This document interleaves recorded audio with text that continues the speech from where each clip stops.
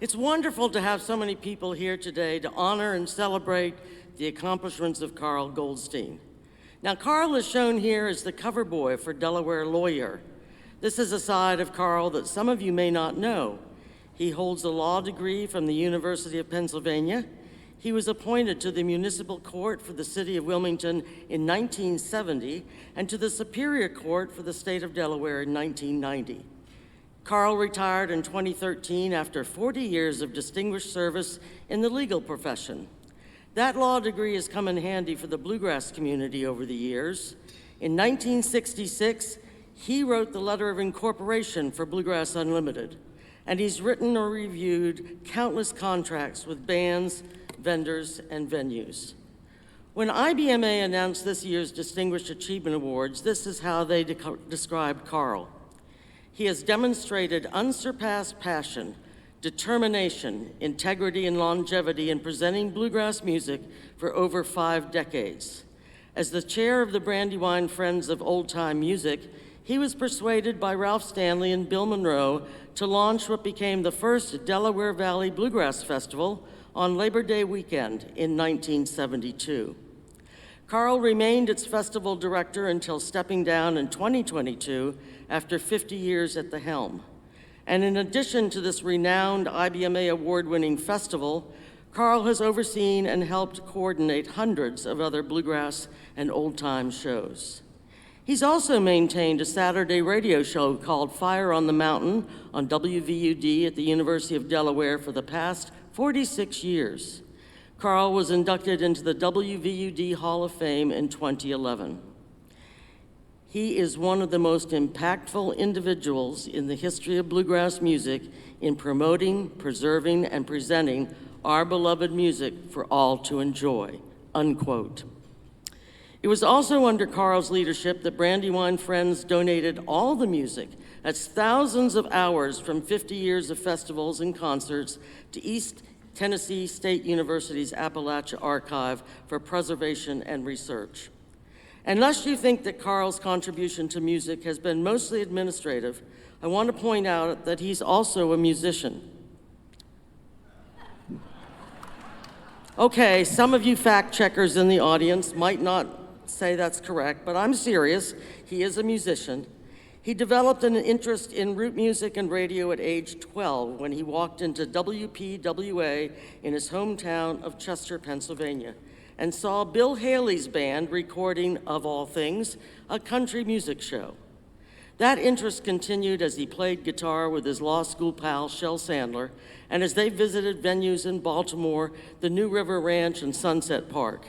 There was plenty of music all around, and Carl listened to the Paisleys, the Lundys, Ola Belle Reed, and the McCurrys. He's also performed in bands including Tater Patch with his wife, Judy. This is their wedding reception. Speaking of friends and family, I have found that when an individual has the time and the drive to make a real difference in our music, they have a loving family who supports their efforts. Let's please recognize and thank Carl's wife of 40 years, Judy, and their 2 children, Kate and Josh, for sharing Carl with our community.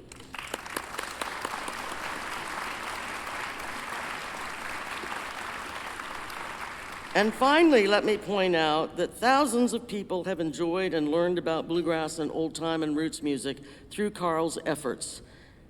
Just as importantly, maybe even more so, hundreds and hundreds of musicians have been hired.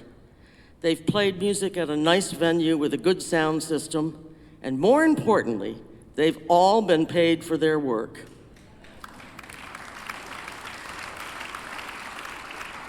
You are definitely one of the good guys, Carl. Thank you. This award is long overdue, and I'm proud to present it to you today on behalf of IBMA.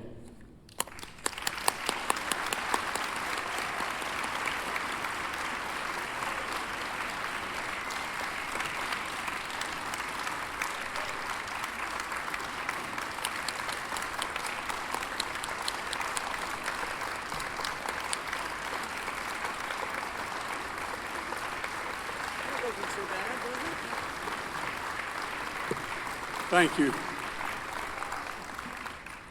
I am honored and grateful to the IBMA for this opportunity and this remarkable award. And speaking of remarkable, I want to thank Katie Daly for that really nice introduction. She, on her own, as all of you know, has been a legend in radio, podcasting, and for the last quite a few years, very helpful at the Delaware Valley Bluegrass Festival and on WVUD, helping our fundraising every year. And speaking of that, WVUD is Saturday mornings 10 to 12. You can write that down, 91.3 in Newark. As to the accordion, if that frightened any of you, I could say it could be worse. It might have been bagpipes, but it didn't last long, I assure you. In 1971, Ralph Stanley called me and said, would you like to put together an organization to sponsor the very first Bluegrass Festival in the Northeast of the U.S.? And it took me, maybe a millisecond to say yes. And he said, myself and Bill, it took a few seconds to realize who he was talking about, but all you know, would like to present a festival there. So we did, and this was our 51st festival this past year. Thank you. It is run by a remarkable group of people on our board of directors. And they're all smart, they're all very hardworking, and they all have a very quirky sense of humor. I think it's the latter that has bound us all this time.